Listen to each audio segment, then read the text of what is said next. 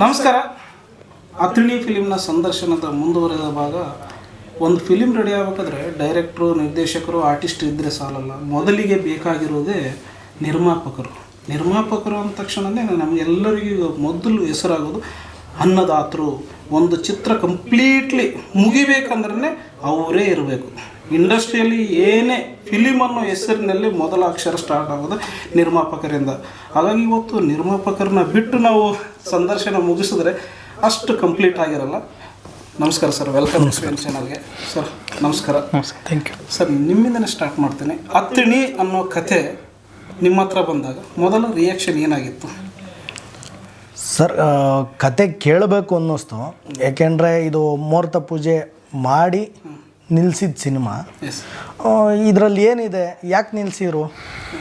ಯಾಕೆಂದರೆ ನಾನು ಎಲ್ಲೋ ಒಂದು ಕಡೆ ಈಗ ನಮ್ಮೂರಲ್ಲಿ ವಿಷ್ಣುಪ್ರಿಯ ಅನ್ನೋರು ಆ್ಯಕ್ಟು ಬೇರೆ ಮೂವಿಲಿ ಮಾಡ್ತಿದ್ರು. ಹಂಗಾಗಿ ನನ್ನನ್ನು ಹೋಗಿ ಬರೋಣ ಅಂತ ಒಂದಿನ ಶೂಟಿಂಗಿಗೆ ಕರ್ಕೊಂಡೋದ್ರು. ಅಲ್ಲಿ ಈ ಥರ ಒಂದು ಮೂವಿ ಒಳ್ಳೆ ಕತೆ ಚೆನ್ನಾಗಿದೆ, ನೋಡೋಣ ಒಂದು ಸರಿ ಕೇಳಿ ನೋಡು ಅಂತ ಅವರು ಹೇಳಿದ್ರು. ನೋಡೋಣ ಅಂತ ನಾನು ಕತೆ ಕೇಳಿದೆ. ಕತೆ ಕೇಳಿದಾಗ ಒಬ್ಬರ ರೈತನಿಗೆ ಒಂದು ಸಂದೇಶ ಕೊಡೋಂಥ ಮೂವಿ. ಹಂಗಾಗಿ ನಾನು ಒಬ್ಬ ಸಣ್ಣ ರೈತನಾಗಿ ಈಗ ನಾನೇನೋ ಹೇಳ್ತೀನಿ ರೈತರಿಗೆ, ನಮ್ಮೂರಿನವ್ರಿಗೆ ಹೇಳ್ತೀನಿ ಇನ್ಕಳಿ, ಈ ಥರ ಏನೋ ಅರ್ಜಿ ಬಿಟ್ಟಿದ್ದಾರಂತೆ, ಹೋಗಿ ಅರ್ಜಿ ಹಾಕೋ. ಆವತ್ತಿಂದ ನಿಮ್ಮ ತಾತನ ಕಾಲದಿಂದನೂ ಉತ್ಗಂಡೆ ಬರ್ತಿದೆಯಾ, ಅರ್ಜಿ ಹಾಕೋ. ಕೆಲವ್ರಿಗೆ ಅರ್ಜಿ ಈ ಥರ ಐತೆ ಅಂತೇಳಿ ತಾಂಡೋಗಿ ಕೊಟ್ಟೆ, ಒಬ್ರಿಗೆ ತಾಂಡೋಗಿ ಕೊಟ್ಟೆ. ಅವರು ಒಬ್ರು ಹಾಕ್ಕೊಂಡ್ರೆ ಅಷ್ಟೇ. ಇನ್ನೊಬ್ರಿಗೆ ಮನೆ ಹತ್ರ ಐತೆ, ಅರ್ಜಿ ತಂದಿದ್ದೀನಿ, ಹೋಗಿ ಈಸ್ಕೊಂಡೋಗಿ ಹಾಕ್ಕೊಳ್ಳಪ್ಪ, ಅದಕ್ಕೆ ಏನೇನು ರೆಕಾರ್ಡ್ ಬೇಕು ಎಲ್ಲ ಹೇಳಿದೆ. ಅವರು ನಿರ್ಲಕ್ಷ್ಯತನ. ಹಂಗಾಗಿ ಅದು ನಮ್ಮ ತಪ್ಪರಲ್ಲ, ನಮ್ಮ ಲೋಕಲ್ಲಿಗೆ ನಾನು ಹೇಳ್ಕೊಳೋದು ಅಂದರೆ ಆ ರೀತಿ ಆಗ್ತವೆ. ಪ್ರಪಂಚದ ಮೇಲೆ ಇನ್ನೂ ಎಷ್ಟಿದೆಯೋ ಆ ಥರ ಅಲ್ವಾ. ಆದ್ದರಿಂದ ನಾನು ಈ ಕತೆ ಕೇಳಿದ್ಮೇಲೆ ನಾನು ಇಲ್ಲಿ ಊರಲ್ಲಿ ನಡೆಯುತ್ತಿರೋದಕ್ಕೂ ಬೇರೆ ಕಡೆ ನಡೀತಲೇ ಇರ್ತದೆ ಬಿಡಿ. ಈಗ ಯಾಕೆಂದರೆ ಈಗ ಅದರಲ್ಲಿ ಧರಣಿ ಮಂಡಲ ಮಧ್ಯದೊಳಗೆ ಅಂತ ಇಟ್ಟಿದ್ದಾರೆ. ಅಂದರೆ ಧರಣಿ ಈ ಭೂಮಿ ಇದೆಯಲ್ಲ, ಈ ಭೂಮಿಲಿ ಎಲ್ಲೋ ಒಂದು ಕಡೆ ಪ್ರತಿ ಕ್ಷಣ ನಡೀತಿರ್ತದೆ ಅನ್ನೋದೊಂದು ಗೆಸ್ಸು. ಆದರೆ ಅತನಿ ಟೈಟಲ್ ಇದೆಯಲ್ಲ ತುಂಬ ಚೆನ್ನಾಗಿದೆ. ಆ ಕತೆ ಹೇಳಿದ್ಕೂ ಆ ಟೈಟ್ಲು ಕೊಟ್ಟಿರೋದು ಅವೆಲ್ಲ ನೋಡ್ಕೊಂಡ್ರೆ ನಮಗೆ ತುಂಬ ಇಷ್ಟ ಆಯಿತು. ನಾನು ಇದಕ್ಕೆ ಅಂದರೆ ಇದಕ್ಕೆ ಬಲ ಇದೆಯಾ ಅಂತ ನನ್ನ ಮನಸ್ಥಿತಿ ಯೋಚನೆ ಮಾಡಿ ನೋಡೇ ಬಿಡೋಣ. ಯಾಕೆಂದರೆ ಇಲ್ಲ, ಹೆಸರು ಒಂದು ಕಡೆ ಎಲ್ಲೋ ಬೆಳಿಬೇಕು ಅಂದರೆ ಏನೋ ಒಂದು ಪ್ರಯತ್ನ ಬೀಳಲೇಬೇಕು. ಯಾಕೆಂದರೆ ನಾನು BMTC ಇಲ್ಲಿ ಎಲ್ಲ ವರ್ಕ್ ಮಾಡಿ, ನಾನು ಆ BMTC ವರ್ಕಲ್ಲಿ ಬೇಡ, ಇದರಿಂದ ಬೇರೆ ಏನನ್ನು ನೋಡೋಣ, ಇದರಲ್ಲಿ ನನ್ನ ಫ್ಯಾಮಿಲಿ ಮಾತ್ರ ಅನ್ನ ತಿಂತಿದೆ, ಬೇರೆ ಏನೋ ಸಾಧನೆ ಕಡೆ ಒಂದು ಸ್ವಲ್ಪ ಗಮನ ಹರಿಸೋಣ ಅಂತೇಳಿ ನನ್ನ ಮನಸ್ಥಿತಿ ಅವತ್ತಿಗೆ ಚೇಂಜ್ ಆಯಿತು. ಕೊರೋನಾ ಬಂದಾಗಲೇ ನಾನು ಕೆಲಸ ಬಿಟ್ಬಿಟ್ಟೆ. ಬಿಟ್ಟುಬಿಟ್ಟಿದ್ದೆ. ಬಿಟ್ಟು ನಾನು ಅಂದರೆ ರೈತನಾಗಿ ನಾನು ಏನನ್ನು ಸಾಧನೆ ಮಾಡಬೇಕು ಅನ್ನೋ ಒಂದು ಬೈಕೆ ಇಟ್ಕೊಂಡು, ನನ್ನಲ್ಲೇನು ಆಸ್ತಿ ಏನು ಜೋರಾಗಿದೆ ಅದಕ್ಕೆ ಕೆಲಸ ಬಿಟ್ಟು ಬಂದಿರಬೇಕು ಅಂತ ನಿಮಗೆಸು ಬರ್ಬೋದೇನೋ. ಇವ್ರ ಹತ್ರ ಆಸ್ತಿ ಇರಬೇಕು ಅದಕ್ಕೆ ಬಿಟ್ಟು ಬಂದುಬಿಟ್ಟವ್ರೆ. ಗೌರ್ಮೆಂಟ್ ಕೆಲಸ ಅಂದರೆ ಯಾರು ಬಿಡ್ತಾರೆ? ಅವ್ರು ಬಿಟ್ಟು ಬಂದಿದ್ದೀನಿ. ನನ್ನ ಮನಸ್ಸು ಎಲ್ಲಿ ಏನು ಒಳ್ಳೆಯದು ಅಂತ ರೂಟ್ ಹೇಳ್ತದೋ ಆ ಮನಸ್ಥಿತಿ ಇಟ್ಕೊಂಡು ನಾನು ದಾರಿ ಆಯ್ಕೆ ಮಾಡ್ಕೊಂಡಿದ್ದೀನಿ. ಓಕೆ, ಈಗ BMTC ವರ್ಕ್ ಬಿಟ್ಟರೆ, ಕೆಲಸ ಬಿಟ್ಟರೆ, ಸರ್ಕಾರನವ್ರು ಕೆಲಸ ಬಿಟ್ಟರೆ, ಫಿಲಿಮೇ ಅನ್ನೋದೇನಕ್ಕೆ? ಬೇರೆ ಬಿಸ್ನೆಸ್ ಇರ್ತಲ್ವ? ಹೊಲ ಇತ್ತು, ಆ ಕಡೆ ಎಲ್ಲ ಹೊಲದಲ್ಲಿ ಉಳ್ಬೋದು ಸರ್. ಇದರಲ್ಲಿ ಹೆಂಗಂದರೆ ನಾನು ಅದನ್ನೇ ಪ್ಲ್ಯಾನ್ ಮಾಡ್ಕೊಂಡು, ಈಗ ನನಗೂ ಒಂದು ಆಸೆ, ಏನು ಹಸಿನ ಶೆಡ್ಡು, ಈಗ ನಾವು ಹಸು ಮೇಯಿಸ್ತೀವಿ, ಹಸು ಶೆಡ್ನೇ ದೊಡ್ಡದು ಮಾಡಬೇಕು ಅನ್ನೋ ಆಸೆ. ದೊಡ್ಡದು ಮಾಡಬೇಕು ಅನ್ನೋದಕ್ಕೆ ಮುಂಚೆ ಇಲ್ಲಿ ಶೂಟಿಂಗಿಗೆ ಹೋಗಿದ್ವಲ್ಲ, ನನಗೆ ಇದೊಂಥರ ಈ ಕತೆ ಕೇಳಿದ ಮೇಲೆ ಪ್ರಪಂಚಕ್ಕೆಲ್ಲ ಏನನ್ನೊಂದು ಹೇಳಬೇಕು ಅಂದರೆ, ಈಗ ನಾನು ನಮ್ಮೂರಿಗೆ ಹೇಳ್ಬೋದು ಅಷ್ಟೇ, ಪ್ರಪಂಚಕ್ಕೆಲ್ಲ ಹೇಳೋಕ್ಕಲ್ಲ. ಇಡೀ ಇಂಡಿಯಾಗೆ ನಾನು ಹೇಳೋಕ್ಕಾಗ್ತದ? ಆಗಲ್ಲ. ಆ ಕತೆ ಲೈನು ನನ್ನನ್ನು ಚೇಂಜ್ ಮಾಡ್ತು. ಇಲ್ಲ ಮಾಡಿರಿ ಇಂಥದ್ದೊಂದು ಸಿನಿಮಾ ಮಾಡಬೇಕು. Wow, super.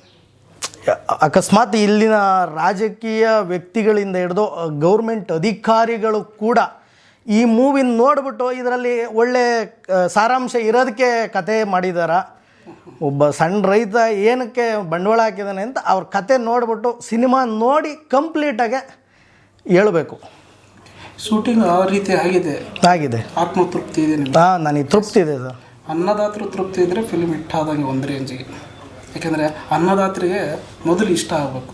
ಡೈರೆಕ್ಟ್ರು, ಹೀರೋ ಏನೇ ಕತೆ ಮಾಡಿದ್ರು, ಆ್ಯಕ್ಟಿಂಗ್ ಹೆಂಗೆ ಮಾಡಿದ್ರು, ಫೈನಲಾಗಿ ಅನ್ನದಾತರು ಇಷ್ಟಪಟ್ಟರೆ ಪ್ರೇಕ್ಷಕರ ತನಕ ಹೋಗೋಕ್ಕೆ ಡೌಟೇ ಇಲ್ಲ. ಪ್ರೇಕ್ಷಕರವರೆಗೂ ತಂದಿದ್ದಾರೆ. 27ನೇ ತಾರೀಕು ರಿಲೀಸ್ ಆಗುತ್ತೆ. ಅವತ್ತು ನೀವು ಇವತ್ತು ಮಾತಾಡ್ತಿದ್ದೀರಲ್ಲ, ಅವತ್ತು ನಿಜ ಆಗ್ಬೋದು, ಆಗುತ್ತೆ ಸರ್, ಆಗಲಿ ಸರ್, ನಮ್ಮ ಕಡೆಯಿಂದ ಆಶಿಸ್ತೀವಿ. ಈ ಸ್ಪೆಷಲಾಗಿ ಲೈನ್ ಇದೆಯಲ್ಲ, ಆ ಲೈನ್ ಬಿಟ್ಕೊಡ್ಬೋದಾ? ಏನು ಲೈನ್ ಅಂತ ಸರ್? ಯಾವ ಲೈನು ಅಂತ ಅರ್ಥ ಆಗಲಿಲ್ಲ. ಇದರಲ್ಲಿ ಎಷ್ಟು ಸಮಸ್ಯೆಗಳು ತೋರಿಸ್ತಾ ಇದ್ದಾರೆ? ಒಂದೇ ಸಮಸ್ಯೆ ತೋರಿಸ್ತಾ ಇದ್ದೀರಾ ಅಥವಾ ಬೇರೆ ಬೇರೆ ಸಮಸ್ಯೆಗಳನ್ನು? ಈಗ ಆಲ್ರೆಡಿ ನೀವು ಈಗ ಕೇಳಿರೋದನ್ನ ನಾನು ಮುಂಚೆ ಹೇಳಿದೆ. ರೈತರು ಈ ಥರ ನಮ್ಮಲ್ಲೂ ಇದ್ದಾರೆ, ಅದೇ ಸಮಸ್ಯೆ, ಅದರಲ್ಲಿ ಆ ಸಮಸ್ಯೆ ತೋರಿಸಿದ್ದಾರೆ.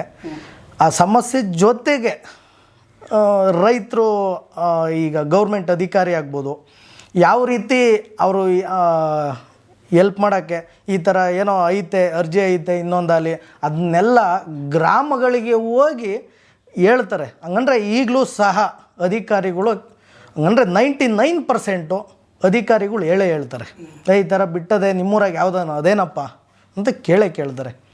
ಎಲ್ಲ 1% ರೈತರಿಗೆ ಸಿಗುವಂಥ ಸವಲತ್ತುಗಳಲ್ಲಿ ಅನ್ಯಾಯ ಆಗ್ತಾ ಇದೆ. ಕೆಲವರು ಯಾರೋ ಒಬ್ಬರು ಸುಳ್ಳು ಹೇಳ್ಬೋದೇನೋ, ಎಲ್ಲ ಗೊತ್ತಿಲ್ಲ ಹೋಗಪ್ಪ ಅಂತ ಹೇಳ್ಬೋದೇನೋ, ಯಾರೋ ಒಬ್ಬರು ಅಧಿಕಾರಿ ಹೇಳ್ಬೋದೇನೋ. ಸಾಮಾನ್ಯವಾಗಿ ಅಧಿಕಾರಿಗಳು ಒಬ್ಬರಲ್ಲ ಒಬ್ರಿಗೆ ಹೇಳ್ತಾರೆ, ಅವ್ರು ಇನ್ನೊಬ್ರಿಗೆ ಹೇಳಲ್ಲ. ಯಾಕೆಂದರೆ ಆ ಊರಲ್ಲಿ ಅವ್ನಿಗೆ ಹೇಳಿ ಏನಾಗಬೇಕಾಗೋದು, ಇವನಿಗೇನು ಹೇಳೇ ಏನಾಗಬೇಕಾಗಿದೆ, ಅವ್ರೇನು ಮಾಡ್ತಾರೆ, ಮುಚ್ಚಿಕ್ಕಿ ವ್ಯವಹಾರ ಮಾಡ್ತಾರೆ. ಆ ಘಟನೆ ಇಲ್ಲಿ ಈ ಸಿನಿಮಾದಲ್ಲಿ ಯಾವ ರೀತಿ ತಿರುಗುಳಿ ತಗೊಂತದೆ, ಈಗ ಎಲ್ಪ್ ಮಾಡೋಕ್ಕೆ ಬರ್ತಾರೆ, ಅವ್ರಿಗೆ ತಿರುಗುಳಿ ಹೆಂಗೆ ತಗೊಂತದೆ ಅನ್ನೋದು ಒಂದು ಇದರಲ್ಲಿ ಸ್ಟೋರಿ ಇದೆ. ಅದನ್ನು ಸಂಪೂರ್ಣವಾಗಿ ನಾವೇ ಎಲ್ಲ ಹೇಳ್ಬಿಟ್ರೆ ಜನ ಇನ್ನೇನು ಥಿಯೇಟ್ರಿಗೆ ಇನ್ನೇನು ಹೋಗ್ತಾರೆ, ಎಲ್ಲ ಇಲ್ಲೇ ಕ್ಲಾರಿಟಿ ತಗೊಂಬಿಡ್ತಾರೆ. ಯಾಕೆಂದರೆ ಈಗ ಆಲ್ರೆಡಿ ಇದನ್ನು ಟ್ರೈಲರ್ ನೋಡಿದ್ದಾರೆ, ಏನಾಗ್ತವೆ ಅನ್ನೋದು ಥಿಯೇಟ್ರಿಗೆ ಬಂದು ನೋಡಬೇಕು. ಹೌದು. ಓಕೆ ಸರ್, ನೀವು ಅಥಣಿಯಲ್ಲಿ ಮೇನ್ ಕ್ಯಾರೆಕ್ಟ್ರಾಗಿ ಕಾಣಿಸ್ಕೊಳ್ತಾ ಇದ್ದೀರಾ. ಏನು ಕ್ಯಾರೆಕ್ಟ್ರು, ಯಾವ ರೀತಿಯಲ್ಲಿ ಪಾತ್ರ ಟ್ರಾವೆಲ್ ಆಗುತ್ತೆ ಇದರಲ್ಲಿ? ಅಥಣಿಯಲ್ಲಿ ನನ್ನ ಕ್ಯಾರೆಕ್ಟರ್ ಬಂದು ಇವಾಗ ಏನು ಸಮಸ್ಯೆಗಳು ಹೇಳಿದ್ರು ಆ ಸಮಸ್ಯೆಗಳನ್ನೆಲ್ಲ ಉಂಟು ಮಾಡೋದೇ ನಾವು, ಕ್ರಿಯೇಟ್ ಮಾಡೋದೇ ನಾವು. ಸೊ ಆ ಒಂದು ಲೈನಪ್ಪಲ್ಲಿ ನಮ್ಮ ಕತೆ, ನಮ್ಮ ಜರ್ನಿ ಸ್ಟಾರ್ಟ್ ಆಗುತ್ತೆ ಈ ಸಿನಿಮಾದಲ್ಲಿ. ತುಂಬ ವ್ಯಾಲ್ಯೂಬಲ್ ಕ್ಯಾರೆಕ್ಟರ್ ಇದೆ. ತುಂಬ ಅಧಿಕಾರಿಗಳಿಂದ ಮೇಲೆ ಇರುವಂಥವ್ರು ನಮ್ಮ ಕ್ಯಾರೆಕ್ಟರ್ ಆಗಿರುತ್ತೆ. ಹೌದು, ಹಾಂ, ಆ ಥರ ಕ್ಯಾರೆಕ್ಟರ್ ಇರುತ್ತೆ.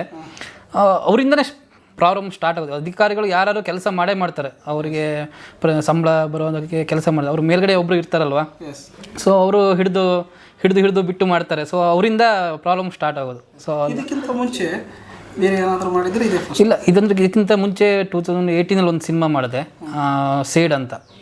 ಅದರಲ್ಲಿ ಸೇಡ್ ಅಂತ 2018 ತುಂಬ ವರ್ಷ ಆಯ್ತು ಬಿಡಿ, ಇವಾಗ ಬ್ಯಾಕ್ ಹೋಗೋದು ಬೇಡ.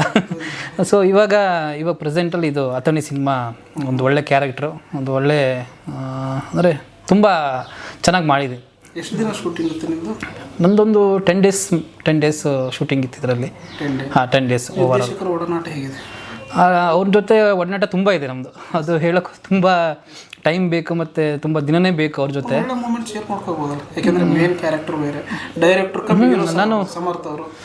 ನಾನು 2018 ಆದಮೇಲೆ ಸಿನಿಮಾದಿಂದ ಹೊರಗಡೆ ಹೋಗ್ಬಿಟ್ಟಿದ್ದೆ, ಇಂಡಸ್ಟ್ರಿಯಿಂದನೇ ಹೊರಗಡೆ ಹೋಗಿದ್ದೆ. ಸೊ ನಂಗೆ ಸಡನ್ನಾಗಿ ಇವ್ರ ಕಡೆಯಿಂದ ಒಂದು ಫೋನ್ ಬಂತು. ಸಮರ್ಥ ಅವ್ರ ಕಡೆ ಮತ್ತು ರಜನಿ ಅವರು ಮತ್ತು ಇನ್ನೊಬ್ರು ಯತೀಶ್ ಅಂತ ಒಬ್ರು ಇದ್ದಾರೆ. ನಾನು 2018 ಆದಮೇಲೆ ಈ ಸಿನಿಮಾ ಇಂಡಸ್ಟ್ರಿನೇ ಬೇಡ, ಸುಮ್ಮನೆ ಅದಕ್ಕೆ ನಮ್ಗೆ ಸ್ವಲ್ಪ ಏನೋ ಮನಸ್ತಾಪಗಳು ಇದೆಲ್ಲ ಬೇಡ ಅಂತ ನಾನು ಇಂಡಸ್ಟ್ರಿನೇ ಬಿಟ್ಟುಬಿಟ್ಟಿದ್ದೆ. ಸೊ ಅದಾದಮೇಲೆ 5 ಇಯರ್ಸ್ ಗ್ಯಾಪಲ್ಲಿ ಮತ್ತೆ ನನಗೆ ಸಡನ್ನಾಗಿ ಕಾಲ್ ಬಂತು, ಇಲ್ಲ ಈ ಥರ ಒಂದು ಕ್ಯಾರೆಕ್ಟರ್ ಇದೆ, ಈ ಥರ ಒಂದು ಇದಿದೆ, ಮಾಡಿ ಹಾಗಾದ್ರೆ. ನಾನು ಅವಾಗೊಂದು ಸಲ ಯೋಚನೆ ಮಾಡಿದೆ, 5 ಇಯರ್ಸಲ್ಲಿ ಇಲ್ಲದೆ ಹೋಗಿದ್ದು ಇದು ಹೇಗೆ ಸಡನ್ನಾಗಿ ಬಂತು, ಒಂದಿನೋ ಒಂದು ಅವಕಾಶ ಇದೆ, ಒಂದು ಚೆನ್ನಾಗಿರೋ ಒಂದು ಇದು ಸಿಗುತ್ತೆ ಅಂಥೇಳಿ ಮತ್ತೆ ಅವ್ರ ಜೊತೆ ಬಂದೆ. ಒಳ್ಳೆ ಕ್ಯಾರೆಕ್ಟರ್ ಕೊಟ್ಟರು ಸಮರ್ಥ್ ಅವರು. ಅವ್ರದ್ದು ಜೊತೆ ತುಂಬ ಅಂದರೆ 10 ವರ್ಷದ ಮೇಲಾಯಿತು ಅವ್ರ ಜೊತೆ ಒಡನಾಟದಲ್ಲಿ ಇದ್ದು. ತುಂಬ ಒಳ್ಳೆ ಜನ ಅವರು ನಮಗೆ, ಯಾಕೆಂದರೆ ಪ್ರತಿಯೊಂದು ಹೆಜ್ಜೆಗೂ ಸಪೋರ್ಟ್ ಆಗಿರ್ತಾರೆ. ಕಮ್ ಬ್ಯಾಕ್ ಆಗಿದ್ದಕ್ಕೂ ಒಂದು ಒಳ್ಳೆ ಪಾತ್ರ ಮಾಡ್ತಾ ಇದ್ದೀನಿ, ಒಂದು ಒಳ್ಳೆ ಸಿನಿಮಾ ಅನಿಸ್ತಾ ಇದೆ. 100% ಕಂಬ್ಯಾಕಿಗೆ ಒಳ್ಳೆ ಚಾನ್ಸ್ ಇದೆ. ಡಿಫ್ರೆಂಟ್ ಕ್ಯಾರೆಕ್ಟರ್ ಇದೆ ಅದರಲ್ಲಿ. ಅದು ಸಿನಿಮಾ ನೋಡಿದಾಗ ಗೊತ್ತಾಗುತ್ತೆ ನನ್ನ ಕ್ಯಾರೆಕ್ಟರ್ ಏನಂತೇಳಿ. ಆ ಸಿನಿಮಾ ನೋಡಿದಾಗ ಗೊತ್ತಾಗುತ್ತೆ. ತುಂಬ ವ್ಯಾಲ್ಯೂಬಲ್ ಕ್ಯಾರೆಕ್ಟರ್ ಇದೆ. ಆಡಿಯನ್ಸ್ಗೆ ಏನು ಹೇಳಕ್ಕೆ ಇಷ್ಟಪಡ್ತೀರಾ? ಆಡಿಯನ್ಸಿಗೆ ಅದೇ ನನ್ನ ಕ್ಯಾರೆಕ್ಟರ್ ಏನು ಡಿಫ್ರೆನ್ಸ್ ಇದೆ ಅಂತ ಅದು ಥಿಯೇಟ್ರಿಗೆ ಬಂದು ನೋಡಿ ಅಂತ ಕೇಳ್ಕೊಳ್ತೀನಿ. ಇಲ್ಲಿ ಏನು ಕಾಣ್ತಿದ್ಯೋ ಇದಲ್ಲ ಸಿನಿಮಾದಲ್ಲಿ ಇರೋದು, ನಾನು ಇನ್ನೂ ಡಿಫ್ರೆಂಟ್ ಆಗಿದೆ. ಸೊ ಹಾಗಾಗಿ ಆ ಇನ್ನೊಂದು ಮುಖ ನೋಡಬೇಕಂದ್ರೆ ಥಿಯೇಟ್ರಿಗೆ ಬಂದು ನೋಡಿ ಜೂನ್ 27ಗೆ ಅಂತ ಕೇಳ್ಕೊಳ್ತೀನಿ. ಅನ್ನದಾತರ ಪಕ್ಕದಲ್ಲಿದ್ದಾರೆ, ಅವ್ರ ಬಗ್ಗೆ ಅವರು ಅಲ್ಲಿರೋದಕ್ಕೆ ನಾವು ಇಲ್ಲಿದ್ದೀವಿ ಜೊತೆಗೆ. ಅವ್ರು ಇರಲಿಲ್ಲ, ನಾವು ಇಲ್ಲಿ ಬರ್ತಾನೆ ಇರಲಿಲ್ಲ. ಸೊ ಎಷ್ಟು ವರ್ಷದ ಇಲ್ಲ, ಅವ್ರ ಜೊತೆ ಇವಾಗ ಈ ಸಿನಿಮಾ ಪ್ರಾರಂಭ ಆದಾಗ ಅವ್ರ ಜೊತೆ ಒಡನಾಟ ನಮಗೆ ಯಾವತ್ತೂ ಅವ್ರು ನಮಗೆ ಹಿಂಗೆ ನಮಗೆ ಅವರು ನಮಗೆ ಅನ್ನದಾತರ ಅಂತ ಪ್ರೊಡ್ಯೂಸರ್ ಥರ ಫೀಲೂ ಆಗಿಲ್ಲ. ಅವ್ರಿಗೆ ನಮಗೆ ಅಂದರೆ ನಾವು ಆರ್ಟಿಸ್ಟ್ ಥರ ಅವರು ನಮ್ಮನ್ನು ಫೀಲ್ ಮಾಡಿಲ್ಲ. ಈಗ ಅಣ್ಣ ತಮ್ಮನ ಜೊತೆ ಹೇಗೆ ಫೀಲ್ ಮಾಡ್ತಾರೋ ಸೊ ಅದೇ ಥರ ಫೀಲ್ ಮಾಡ್ತಿದ್ರು. ಈಗ ಇಲ್ಲೂ ಹಾಗೆ ಇದ್ದಾರೆ, ಸೆಟ್ಟಲ್ಲೂ ಅದೇ ಥರನೇ ಇರ್ತಿದ್ದು. ಅವರು ಅಂದರೆ ನಾವು ಪ್ರೊಡ್ಯೂಸರ್ ಎಲ್ಲಿದ್ದ ಹುಡುಕ್ಬೇಕಿತ್ತು. ಅಂದರೆ ಎಲ್ಲೋ ಒಂದು ಕಡೆ ಕೂತಿರೋರು, ಅವರು ಎಲ್ಲೂ ತೋರಿಸ್ಕೊಂಡಿಲ್ಲ ನಾನು ಪ್ರೊಡ್ಯೂಸರು, ನನ್ನ ಹಾಗಿರಬೇಕು ಹೀಗಿರಬೇಕು ಆ ಥರ. ಒಳ್ಳೆ ಡೌನ್ ಟು ಅರ್ತ್ ಕ್ಯಾರೆಕ್ಟರ್. ತುಂಬ ಖುಷಿ. ಸರ್, ಶೂಟಿಂಗ್ ಸ್ಟಾರ್ಟ್ ಆಗಿದ್ದ ಟೈಮಲ್ಲಿ, ಕಥೆ ಹೇಳಿದ ಟೈಮಲ್ಲಿ ಬಜೆಟ್ ವೇರಿಯೇಷನ್ ಆಯಿತಾ ಅಥವಾ ಕಂಪ್ಲೀಟ್ ಇಲ್ಲಿವರೆಗೂ ಟೋಟಲ್ ಬಜೆಟ್ ಹಾಕಿ ಕೊಟ್ಟಿದ್ರೆ ನಿಮ್ಗೆ ಅಂತ? ಏನಿಲ್ಲ ಸರ್, ಬಜೆಟ್ಟು ಹಾಕೇನು ಕೊಟ್ಟಿರಲಿಲ್ಲ. ಹೇಳಿದರು ಒಂದು round figure sir, round figure ಇಷ್ಟ್ರಾಗ ಆಗುತ್ತೆ ಅಂತ. ಯಾರೋ ಎಕ್ಸ್ಪೆಕ್ಟೇಷನ್ ಒಂದು ಅಂದಾಜು ಇಕ್ಕಿದ್ದು ಮಾತ್ರಕ್ಕೆ ಅಷ್ಟಕ್ಕೆ ಏನು ಆಗಲ್ಲ ಅಂತ ಈಗ ನಮಗೆ ಗೊತ್ತಾಯಿತು. ಯಾಕೆಂದರೆ ಇದರಲ್ಲಿ ಫಿಲಮ್ ಇಂಡಸ್ಟ್ರಿ ಒಳಗೆ ನಾವೇನು ಮುಂಚಿಂದನೂ ಇದರಲ್ಲಿ ವರ್ಕಿಂಗ್ ಒಡನಾಟ ಇಲ್ಲ ಅಂದಾಗ ಇದ್ರ ಬಗ್ಗೆ ನಮಗೂ ತಿಳುವಳಿಕೆ ಇರಲಿಲ್ಲ. ಈಗ ತಿಳುವಳಿಕೆ ಆಗಿದೆ. ಈಗ ಈ ಕತೆ ನನಗೆ ಇಷ್ಟ ಆಗಿದ್ದು ನೋಡ್ಕೊಂಡ್ರೆ, ಅಕಸ್ಮಾತ್ ಭಗವಂತ ಏನಾನ ನನಗೆ ಹಣವಾಟಿಕೆ ಶ್ರೀಮಂತಿಕೆ ಏನಾನ ಕೊಟ್ಟು ಬಿಟ್ಟಿದ್ದಿದ್ರೆ ನಾನು ನಿಜವಾಗ್ಲೂ ಇದನ್ನು ಬೇರೆ ಭಾಷೆಯಲ್ಲಿ ಭಾಷಾಂತರ ಮಾಡಿ ಬೇರೆ ಸ್ಟೇಟ್ಗಳಿಗೆ ಇದನ್ನು ತೋರಿಸ್ಬೇಕು ಅನ್ನೋಂಥ ಒಂದು ಮೂವಿ. ಈಗೇನು ಕಾಲ ಮಿಂಚಲ್ಲ ಸರ್, ಫಿಲಿಮ್ ಏನಾದರೂ ಸೂಪರ್ ಡೂಪರ್ ಹಿಟ್ ಆಯ್ತು ಅಂದ್ರೆ ಆಟೋಮೆಟಿಕ್ ಡಬ್ ಆಗುತ್ತೆ. ನಿಮ್ಮ ಕನಸು ನನಸಾಗ ಗ್ಯಾರಂಟಿ. ನನಗೆ ಈ ಜನ ಅಷ್ಟು ನನಗೆ ಆಸ್ಪದ ಕೊಡೋದಾದರೆ, ನನಗೆ ಶಕ್ತಿ ತುಂಬೋದಾದರೆ, ನಾನು ಮುಂದಿನ ದಿನಗಳಲ್ಲಿ ಈ ಸಿನಿಮಾನ ಬೇರೆ ಭಾಷೆಯಲ್ಲಿ ಭಾಷಾಂತರ ಮಾಡಿ ರಿಲೀಸ್ ಮಾಡೋಂಥ ಕೆಲಸ ನಾನು ಮಾಡೇ ಮಾಡ್ತೀನಿ ಸರ್. ಎಸ್, ನೋಡಿದ್ರಲ್ಲ ವೀಕ್ಷಕರೇ, ಅಥಣಿ ಫಿಲಿಮ್ನ ನಿರ್ಮಾಪಕರು ಎಷ್ಟು ಖುಷಿಯಾಗಿದ್ದಾರೆ ಅನ್ನೋದು. ಫಿಲಿಮ್ ಸಹ ಅಷ್ಟೇ ಚೆನ್ನಾಗಿ ಬಂದಿದೆ. ಯಾಕಂದರೆ ಅನ್ನದಾತರು ಖುಷಿಯಾಗಿದ್ದಾಗ ಫಿಲ್ಮ್ ಸಹ ಅಷ್ಟೇ ಚೆನ್ನಾಗಿರುತ್ತೆ. ನೀವುಗಳು ನೋಡೋದಷ್ಟೇ ಬಾಕಿ. ಜೂನ್ 27ನೇ ತಾರೀಕು ಅಥಣಿ ಫಿಲಿಮ್ ರಿಲೀಸ್ ಆಗ್ತಾ ಇದೆ. ಥಿಯೇಟ್ರಿಗೆ ಬಂದು ನೋಡಿ ಅಂತ ಹೇಳ್ತಾ ನಮಸ್ಕಾರ ಗುರು. ನಮಸ್ಕಾರ.